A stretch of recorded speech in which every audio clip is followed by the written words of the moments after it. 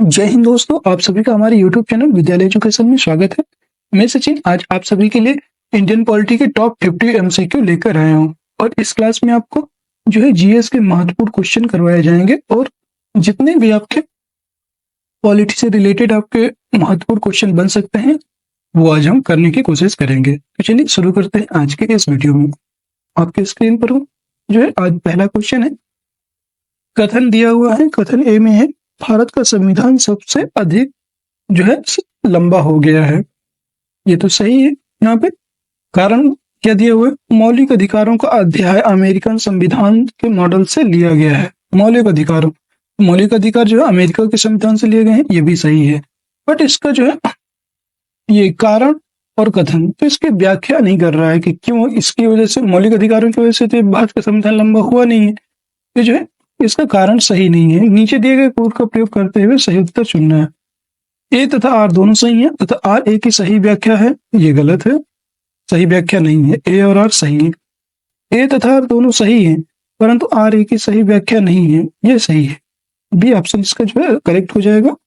ठीक है, next question देखेंगे हम। भारतीय संविधान में सन्निहित मूल अधिकारों की अवधारणा किस देश के संविधान से ग्रहण की गई है? फ्रांस, ब्रिटेन, संयुक्त राज्य अमेरिका, रूस। बताना है किस जो भारतीय संविधान के सन्निहित मूल अधिकारों की अवधारणा है ये किस देश के संविधान से ली गई है। तो ये जो है मूल अधिकारों की अवधारणा अभी आपको बताएं, ये जो है आपका संयुक्त राज्य अमेरिका के संविधान से ली गई है। ठीक है, और इसकी बात करें तो ये जो है संयुक्त राज्य अमेरिका से जो है और क्या क्या लिया गया है, मूल अधिकार है, न्यायिक पुनर्विलोकन है, न्यायिक पुनर्विलोकन, ये भी जो है अमेरिका के संविधान से लिया गया है। और बात करें तो संविधान की सर्वोच्चता है, न्यायपालिका का गठन व शक्तियां, जनहित याचिका, ये सभी जो है अवधारणाएं संयुक्त राज्य अमेरिका से ली गई है। अगला प्रश्न है आपका, भारतीय संविधान के किस अनुच्छेद के अंतर्गत अखिल भारतीय सेवाओं का प्रावधान किया गया है? अखिल भारतीय सेवाओं के प्रावधान की बात की गई है कि कौन से संविधान में इसका प्रावधान है? तो अखिल भारतीय सेवाएं जो है अनुच्छेद 310, अनुच्छेद 311, अनुच्छेद 312 या अनुच्छेद 313। अखिल भारतीय सेवाओं का जो गठन है मतलब प्रावधान है वो आपका आर्टिकल 312 में ये उल्लिखित है। सी ऑप्शन इसका करेक्ट हो जाएगा। अगला प्रश्न, निम्नलिखित में से कौन सही सम्मिलित नहीं है? अनुच्छेद 39 है सामान्य न्याय एवं निःशुल्क विधिक सहायता, ये तो जो है क्या है आपको सही है। अनुच्छेद 39 में सामान्य न्याय एवं निःशुल्क विधिक सहायता का प्रावधान है, एकदम सही। अनुच्छेद 40 में ग्राम पंचायतों का गठन, तो ये भी एकदम सही है। अनुच्छेद 44 में समान नागरिक संहिता, ये भी सही है आपके, समान नागरिक संहिता ये भी दिया सही है। अनुच्छेद 48 में न्यायपालिका का कार्यपालिका से पृथककरण, ये गलत है। अनुच्छेद 48 में जो है न्यायपालिका का कार्यपालिका से पृथककरण नहीं है। ठीक है, अनुच्छेद 48 की बात करेंगे तो गाय, बछड़ों और अन्य दुधारू जो पशु हैं उनके वध पर रोक, मतलब अनुच्छेद 48 में जो है पशुओं के जो वध पर प्रतिबंध लगाया गया है, वध पर प्रतिबंध, अर्थात इसी क्या कह सकते हैं, जीव हत्या पर प्रतिबंध। ठीक है, अनुच्छेद 48 में इसका प्रावधान किया गया है। ठीक है, इसका राइट आंसर हो जाएगा डी। अगला क्वेश्चन है आपको 5 नंबर क्वेश्चन है, भारतीय संविधान के निम्न दी गई अनुसूचियों में से कौन सी एक राज्य के नामों की सूची तथा उनके राज्य क्षेत्रों का ब्यौरा देती है? पहली, दूसरी, तीसरी, चौथी। भारतीय संविधान की कौन सी अनुसूची है जो राज्य के नामों की सूची, उनके राज्य क्षेत्रों का ब्यौरा देती है? तो ये है आपके जो है पहली अनुसूची। जो पहली अनुसूची है संविधान की उसमें जो है इसका प्रावधान किया गया है। अगला क्वेश्चन है आपको जो है भारत के संविधान की चौथी अनुसूची विवेचित करती है, जो भारत के संविधान की चौथी अनुसूची है ये कौन मतलब क्या विवेचित करती है ये बताना है। राज्यसभा के स्थानों के आवंटन को, राजनीतिक दल बदल को, पंचायत व्यवस्था को या भाषाओं को। जो चौथी अनुसूची है ये राज्यसभा के स्थानों के आवंटन को, अच्छा राज्यसभा की सीटों का बंटवारा होता है, यहाँ पे सीटों का बंटवारा है, याद रखिएगा। ये ऑप्शन एकदम सही हो जाएगा।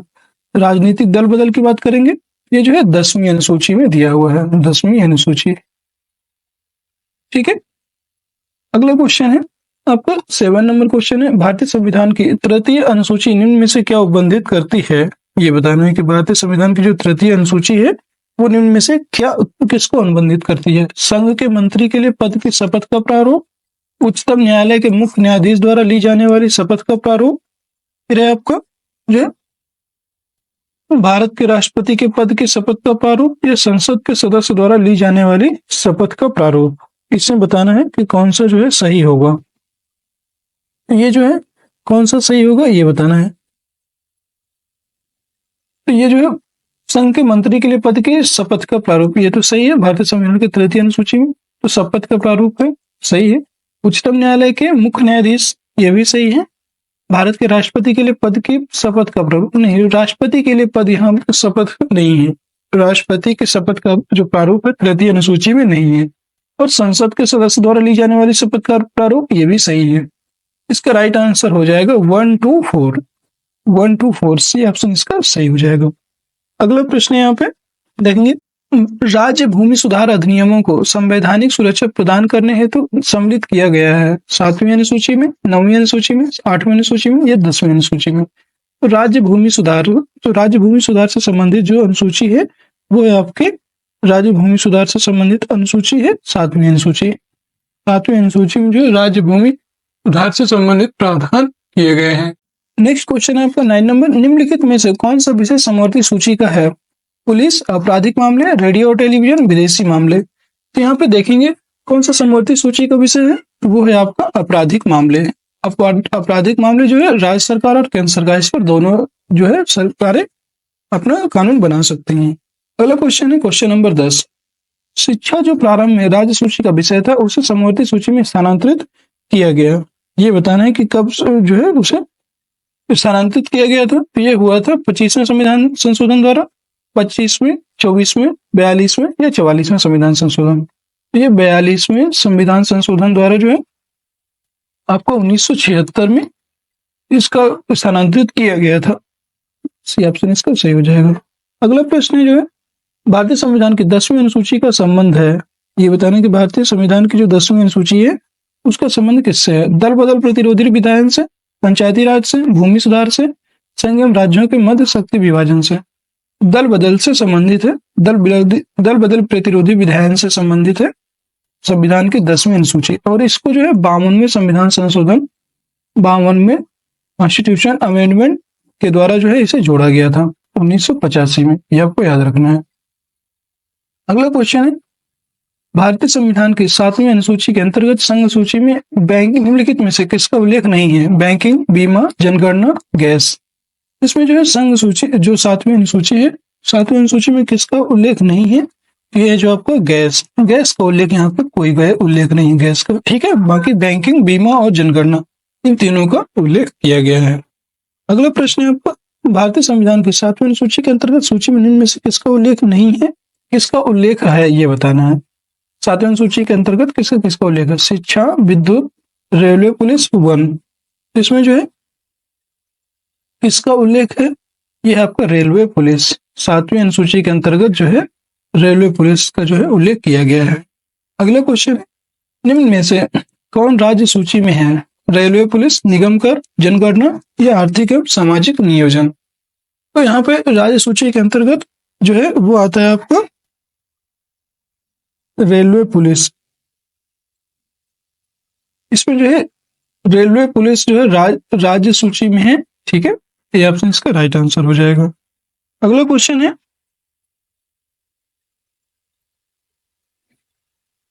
क्वेश्चन नंबर 15, पोहिलो केस भारत के संविधान के किस अनुसूची से संबंधित है? 7वीं अनुसूची, 8वीं अनुसूची, 9वीं या 10वीं? पोहिलो केस जो है ये आपका कोयला केस जो है ये आपका संबंधित है 9वीं अनुसूची से। कोयलो केस जो है आपका 9वीं अनुसूची से संबंधित है, याद रखिएगा।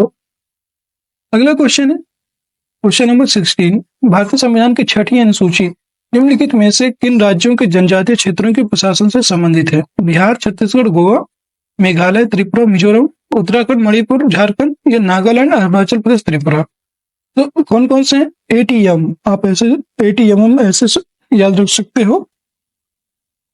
4 राज्य इसके अंतर्गत जो है संबंधित है, असम,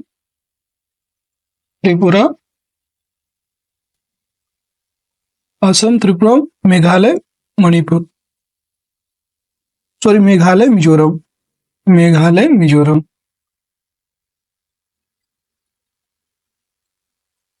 ठीक है, आप ऐसे याद कर सकते, ATM, मतलब असम, त्रिपुरा, मेघालय, मिजोरम, ऐसे आप इसको याद रख सकते हो। इसका राइट आंसर हो जाएगा मेघालय, त्रिपुरा, मिजोरम, भी आपसे इसका राइट आंसर हो जाएगा। अगला क्वेश्चन है, संविधान की 11वीं अनुसूची निम्नलिखित में से किससे संबंधित है? नगर पालिका से, पंचायती राज से, केंद्र राज्य संबंध से, भ्रष्टाचार निवारण से। संविधान की 11वीं अनुसूची की बात करेंगे, ये जो है संबंधित है आपके पंचायती राज से। 11वीं अनुसूची आपके पंचायती राज से संबंधित है। अगला प्रश्न है, भारतीय संविधान को कितने भागों में बांटा गया है? 16 भागों में, 22 भागों में, 24, 25। तो 22 भागों में इसको बांटा गया है, आप सभी को पता है। भारतीय संविधान में, बाद के संविधान में, मूल संविधान में जो है 22 भाग, 8 अनुसूची और 395 अनुच्छेद थे, याद रखेगा। 395 अनुच्छेद थे भारतीय संविधान के, मूल भारतीय संविधान में इतने। ठीक है, नेक्स्ट क्वेश्चन है, हमारे संविधान के किस भाग में 3 सोपानों में पंचायतें बनाने की परिकल्पना की गई है? ये बताना है। भाग 9, भाग 10, भाग 11, भाग 12। ये जो है भाग 11 जो है, इसमें जो है हमारे संविधान में 3 सोपान बनाने की घोषणा की गई है। पंचायत 3 सोपानों में पंचायत बनाने की घोषणा की गई है। ठीक है, जिला स्तर है, नगर स्तर है और ग्राम स्तर है। ठीक है, इसका राइट आंसर हो जाएगा सी ऑप्शन। अगला क्वेश्चन है, भारतीय संविधान में कौन सा भाग और अध्याय संघ और राज्यों के बीच विधायी संबंध के बारे में है, बताना है। ये जो है भाग 11 और अध्याय 2, भाग 12 और अध्याय 1, भाग 12 और अध्याय 2। इसका जो है भाग 11 है और अध्याय 1, भाग 11 और अध्याय 1, ये इससे संबंधित है। संघ और राज्यों के बीच विधायी संबंध है, यहाँ पे विधाती नहीं, विधायी संबंध है, याद रखिएगा। अगला क्वेश्चन है, निम्नलिखित में से कौन सा युग्म सही सम्मिलित है? ये बताना है। संविधान का दूसरा भाग मौलिक अधिकार, ये गलत है। दूसरे भाग में नागरिकता है। संविधान का तीसरा भाग नागरिकता, ये भी गलत है। तीसरे भाग में मौलिक अधिकार है, मतलब उल्टा लिखा हुआ है। संविधान का चौथा भाग का जो है, चौथा का में भाग जो है मौलिक कर्तव्य है, ये तो एकदम सही है। और संविधान के 5वें भाग में है राज्य के नीति निर्देशक तत्व, ये गलत है। भाग 4 में ही ये है नीति निर्देशक तत्व, सी ऑप्शन इसका राइट है। अगला क्वेश्चन है, भारतीय संविधान का भाग 16 संबंधित है, ये बताना है। इसमें जो कौन सा भाग 16 संबंधित है किससे? प्रशासनिक अधिकरण से, अखिल भारतीय सेवा से, वित्त आयोग से, या कुछ वर्गों के लिए विशेष प्रावधान से। ये बताना है कि जो भाग 16 है ये किससे संबंधित है। भाग 16 में जो है, भाग 16 आपको कुछ वर्गों के लिए विशेष उपबंधों से संबंधित है, भाग 16। अगला क्वेश्चन है यहाँ पे, भारतीय गणतंत्र की 26/1/1950 को सही संवैधानिक वस्तु स्थिति क्या थी जब संविधान लागू किया गया था? ये बताना है। लोकतंत्रात्मक गणतंत्र, संपूर्ण प्रभुत्व संपन्न धर्मनिरपेक्ष लोकतंत्रात्मक गणराज्य, संपूर्ण प्रभुत्व लोकतंत्रात्मक गणराज्य, संपूर्ण प्रभुत्व समाजवादी धर्मनिरपेक्ष लोकतंत्रात्मक गणराज्य। तो जब संविधान लागू हुआ था उस समय था संपूर्ण प्रभुत्व लोकतंत्रात्मक गणराज्य, बी ऑप्शन एकदम सही है। संपूर्ण प्रभुत्व धर्मनिरपेक्ष लोकतंत्रात्मक गणराज्य। ठीक है, ये इसका राइट आंसर है। अगला क्वेश्चन, सॉरी यहाँ पे धर्मनिरपेक्ष नहीं आएगा, यहाँ पे मिस्टेक हो गया। यहाँ पे धर्मनिरपेक्ष तो बाद में जोड़ा गया था। संपूर्ण प्रभुत्व लोकतंत्रात्मक गणराज्य, सी ऑप्शन इसका सही हो जाएगा। अगला क्वेश्चन है, भारत के संविधान की प्रस्तावना में कितने प्रकार का न्याय, स्वतंत्रता, समानता और प्रभुत्व का उसी क्रम में उल्लेख किया गया है? बताना है। अगर आपने जो भारत के संविधान की जो प्रस्तावना है वो पढ़ी होगी तो आपको ये क्वेश्चन जरूर आएगा। तो भारत के संविधान में जो है कितने प्रकार के न्याय है? 3 प्रकार के न्याय है, सामाजिक, आर्थिक और राजनीतिक। 5 प्रकार की स्वतंत्रता है। ठीक है, विश्वास, धर्म, उपासना, विश्वास, धर्म और व्यक्ति उपासना की स्वतंत्रता है। और इसमें जो है कितने प्रकार की समानता है, तो 2 प्रकार की समानता है और एक जो संप्रभुत्व है। ठीक है, संपूर्ण प्रभुत्व संपन्न। तो इसका जो राइट आंसर हो जाएगा वो बताना है कैसे क्या होगा। तो इसमें जो है 3, 5, 2, 1 ये आपसे सही हो जाएगा।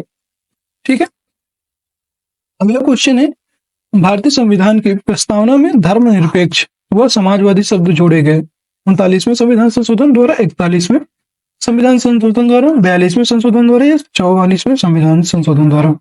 ये जो धर्मनिरपेक्ष शब्द जो है ये आपको जोड़ा गया था 42वें संविधान संशोधन के द्वारा। ठीक है, 42वें संविधान संशोधन के द्वारा ये जोड़ा गया था, याद रखिएगा। अगला क्वेश्चन है क्वेश्चन नंबर 26। निम्नलिखित में से कौन भारत को धर्मनिरपेक्ष राज्य वर्णित करता है? इसमें बताना कौन सा जो है वर्णित करता है धर्मनिरपेक्ष राज्य।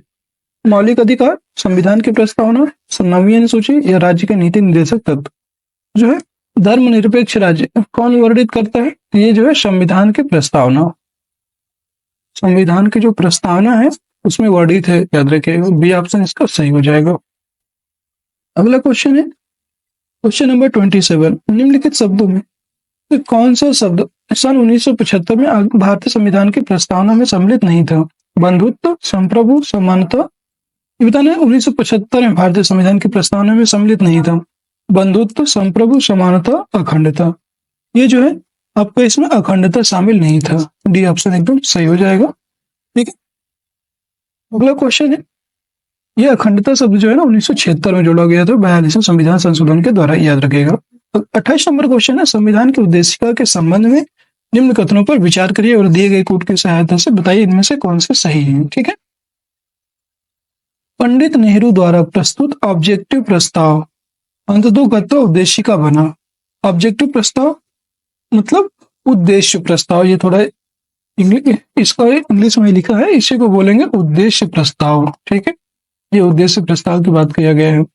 पंडित नेहरू द्वारा प्रस्तुत उद्देश्य प्रस्ताव अंततोगत्वा उद्देशिका बना, ये एकदम सही है। ठीक है, ये तो एकदम सही लिखा हुआ है। इसके बाद इसकी प्रकृति न्याय योग्य नहीं है। ये जो है इसकी प्रकृति जो है न्याय योग्य नहीं है, ये भी सही है। इसका संशोधन नहीं किया जा सकता था, ये भी जो है एकदम करेक्ट। इसका संशोधन नहीं किया जा सकता था, ये तो गलत है। इसका संशोधन हुआ है, संविधान प्रस्तावना में संशोधन हुआ है, तो ये गलत हो जाएगा। संविधान और डी ऑप्शन यहाँ पे कट गया है आपका, डी ऑप्शन यहाँ पे लिख गया है। डी संविधान के विशेष प्रावधानों को यह रद्द नहीं कर सकता, ये भी सही है। तो इसका जो राइट आंसर 1, 1, 2 और 4 सही है। 1, 2, 4 बी ऑप्शन इसका सही हो जाएगा। अगला प्रश्न है आपको 29 नंबर क्वेश्चन है, 26 नवंबर 1949 को अंगीकृत भारतीय संविधान की प्रस्तावना में शब्द जो सम्मिलित नहीं थे। समाजवादी, पंथ निरपेक्ष, अखंडता, गणराज्य। इसमें जो है कौन से सम्मिलित नहीं थे? अधोलिखित कूट में सही उत्तर चुनिए। 1, 2, 3। इसमें जो है कौन कौन से नहीं थे? यही 1 समाजवादी, पंथ निरपेक्ष और अखंडता। ये 3 शब्द बाद में 42वें संविधान संशोधन के द्वारा इनको जो है जोड़ा गया था 1976 में। ये ऑप्शन राइट हो जाएगा। अगला क्वेश्चन है, समाजवादी तथा धर्मनिरपेक्ष शब्द संविधान की प्रस्तावना में सम्मिलित किए गए थे 42वें संविधान संशोधन के द्वारा, ये बताया आपको। अगला क्वेश्चन है आपका 31 नंबर क्वेश्चन है, भारतीय संविधान की प्रस्तावना में पंथ निरपेक्ष शब्द जोड़ा गया था 25वें संविधान संशोधन, 42वें संशोधन, 44वें संविधान संशोधन या 52वां संविधान संशोधन। तो ये जो है 42वें संविधान संशोधन के द्वारा जोड़े गए थे। ठीक है, और 52वां संविधान संशोधन कब हुआ था? तो ये जो है 10वीं अनुसूची में दल बदल से संबंधित है। ठीक है, अगला क्वेश्चन है क्वेश्चन नंबर 32। भारत के संदर्भ में निम्न में से कौन धर्मनिरपेक्ष शब्द का सही भाव व्यक्त करता है? भारत में अनेक धर्म हैं, भारतीयों को धार्मिक स्वतंत्रता प्राप्त है, धर्मानुपालन व्यक्ति की इच्छा पर निर्भर है, भारत में राज्य का कोई धर्म नहीं है। तो इसका जो राइट आंसर हो जाएगा वो हो जाएगा यहाँ पे भारत के संदर्भ में बताना है धर्मनिरपेक्ष शब्द का मतलब क्या होगा। तो भारत में राज्य का कोई धर्म नहीं है, यही इसका राइट आंसर हो जाएगा, डी ऑप्शन। ठीक है, अगला क्वेश्चन है, भारतीय संविधान की प्रस्तावना में निम्नलिखित में से किस स्वतंत्रता का वर्णन नहीं है? विचार की स्वतंत्रता, विचार प्रकट करने की स्वतंत्रता, विश्वास की स्वतंत्रता, आर्थिक स्वतंत्रता। तो विचार, विश्वास, धर्म, ये सभी तो स्वतंत्रताएं हैं, बट इसमें जो आर्थिक स्वतंत्रता का कोई उल्लेख नहीं है। डी ऑप्शन सही हो जाएगा यहाँ। ठीक है। अगला क्वेश्चन है, भारतीय संविधान का कौन सा भाग संविधान की आत्मा कहलाता है? मूल अधिकार, राज्य के नीति निर्देशक तत्व, उद्देशिका या संवैधानिक उपचारों का अधिकार। ये जो भारतीय संविधान का कौन सा भाग संविधान की आत्मा कहलाता है? संवैधानिक उपचारों का अधिकार। ये जो है आर्टिकल आपका आर्टिकल 32 में ये दिया हुआ है। और संवैधानिक जो है भारतीय संविधान कौन सा भाग? अच्छा, इसका राइट आंसर होगा आपका उद्देशिका। ये संवैधानिक उपचारों का अधिकार आर्टिकल 32 में है। और उद्देशिका को भारतीय संविधान की आत्मा कहा गया है। और संवैधानिक उपचारों का अधिकार को जो किसने कहा था संविधान की आत्मा? तो ये जो है डॉक्टर बी.आर. अम्बेडकर जी ने कहा था। ये आपको याद रखिएगा। इसका जो राइट आंसर होगा वो हो जाएगा उद्देशिका। प्रस्तावना को ही जो भारत के संविधान की आत्मा कहा गया। अगला क्वेश्चन है, निम्नलिखित में से किस वाद में उच्चतम न्यायालय ने धारणा प्रस्तुत की उद्देशिका संविधान का भाग है? तो किसमें जो उद्देशिका संविधान का भाग है बताया था? यूनियन ऑफ इंडिया बनाम डॉक्टर कोहली, बनारसी दास बनाम स्टेट ऑफ यूपी, बम्बई बनाम यूनियन ऑफ इंडिया, या मलक सिंह बनाम स्टेट ऑफ पंजाब। ये जो है बम्बई बनाम यूनियन ऑफ इंडिया, बम्बई बनाम यूनियन ऑफ इंडिया में जो है सुप्रीम कोर्ट ने कहा था जो उद्देशिका है अर्थात जो संविधान प्रस्तावना है वो संविधान का भाग है। अगला प्रश्न, किस वाद के फैसले में सर्वोच्च न्यायालय ने सर्वप्रथम घोषित किया कि उद्देशिका संविधान का हिस्सा नहीं है? अब वहां पे बम्बई बनाम यूनियन ऑफ इंडिया में बोला था कि प्रस्तावना संविधान का भाग है, बट किस वाद में जो है बोला था कि उद्देशिका प्रस्तावना संविधान का भाग नहीं है? बेरुवारी, सज्जन सिंह, गोलकनाथ या केशवानंद भारती। इसमें जो है बेरुवारी जो केस था, आपने ध्यान दिया होगा बेरुवारी केस में जो है सुप्रीम कोर्ट ने बोला था कि ये जो है प्रस्तावना संविधान का भाग नहीं है, ये बताया था। अगला क्वेश्चन है, भारतीय संविधान की प्रस्तावना में जिन आदर्शों एवं उद्देश्यों की रूपरेखा दी गई है उनकी व्याख्या की गई है किस? मूल अधिकारों के अध्याय में, राज्य के नीति निर्देशक सिद्धांतों के अध्याय में, मूल अधिकारों, राज्य के नीति निर्देशक सिद्धांतों और मौलिक कर्तव्यों के अध्याय में, संविधान के पाठ में कहीं नहीं। तो इसका जो राइट आंसर हो जाएगा वो मूल अधिकारों में भी है, राज्य के नीति निर्देशक तत्वों में भी है और मौलिक कर्तव्यों के अध्याय में भी है। सभी में इसका वर्णन किया गया है अर्थात इसकी व्याख्या की गई है। अगला प्रश्न है, भारत के संविधान की उद्देशिका में कितने प्रकार के न्याय की व्यवस्था की गई है? 2, 3, 1, 4। इसमें जो कितने प्रकार के न्याय है? ये 3 प्रकार के न्याय हैं, सामाजिक, आर्थिक और राजनीतिक। 3 प्रकार के न्याय जो है उल्लिखित हैं। अगला क्वेश्चन है, निम्न में से कौन सही है ये बताना है। सामाजिक समानता संविधान में प्रत्याभूत नहीं है। देश में सामाजिक समानता पहले से ही विद्यमान थी। सामाजिक समानता संविधान में प्रत्याभूत है, यह उपयुक्त में से कोई नहीं। इसका जो राइट आंसर है वो हो जाएगा आपका 39 का जो राइट आंसर है वो हो जाएगा सामाजिक समानता संविधान में प्रत्याभूत है, ये इसका राइट आंसर हो जाएगा। अगला क्वेश्चन है, निम्नलिखित में से कौन सा राज्य का महत्वपूर्ण तत्व है? ध्वज, राजधानी, संप्रभुता या शासनाध्यक्ष। तो जो है राज्य का सबसे महत्वपूर्ण तत्व है वो है आप राज्य के संप्रभुता। अगर राज्य संप्रभु नहीं रहेगा तो वो अपने निर्णय स्वयं नहीं ले पाएगा। इसका राइट आंसर हो जाएगा सी ऑप्शन। अगला क्वेश्चन है, भारत की संप्रभुता के संबंध में कौन सा कथन सही है ये बताना है। कौन सा कथन सही है? भारत राष्ट्रमंडल का सदस्य है, इसमें बताना है कि भारत जो है राष्ट्रमंडल का सदस्य है, ये तो एकदम सही है। और राष्ट्रमंडल की सदस्यता के कारण भारत की संप्रभुता कम हो जाती है, तो यह गलत है। ये कोई भारत जो है एक संप्रभु राष्ट्र है, तो अगर संप्रभु राष्ट्र है तो उसकी संप्रभुता क्यों कम होगी? नहीं होगी। ये जो राष्ट्रमंडल की सदस्यता के कारण भारत की संप्रभुता कम हो जाती है, ये कथन गलत है। इसका सिर्फ 1 सही है, केवल 1। इसका राइट आंसर है केवल 1। अगला क्वेश्चन है आपका, भारतीय संविधान में किस प्रकार के शासन प्रणाली की व्यवस्था की गई है? लोकतंत्रात्मक, अध्यक्षात्मक, संसदात्मक या अध्यक्ष लोकतंत्रात्मक। तो भारतीय संविधान में आपका जो है संसदात्मक शासन प्रणाली की व्यवस्था की गई है। सी ऑप्शन एकदम सही है। अध्यक्षात्मक आपका ये यूएसए संयुक्त राज्य अमेरिका में आपके अध्यक्षात्मक शासन प्रणाली है, और भारत में जो है संसदात्मक शासन प्रणाली है। तो ये संसदात्मक शासन प्रणाली हमने कहाँ से लिया है? तो ये आपको ब्रिटेन के संविधान से लिया गया है, अर्थात ब्रिटेन से यह संसदीय प्रणाली हमने अपनाया है। अगला प्रश्न है, संसदात्मक शासन व्यवस्था में क्या होता है? न्यायपालिका और कार्यपालिका पर नियंत्रण होता है, इसे बताना है। तो ये तो गलत है। न्यायपालिका का कार्यपालिका पर नियंत्रण नहीं होता है। कार्यपालिका का न्यायपालिका पर नियंत्रण होता है, ये भी गलत है। कार्यपालिका का विधायिका पर नियंत्रण होता है, तो यहाँ पे जो है ये भी गलत है।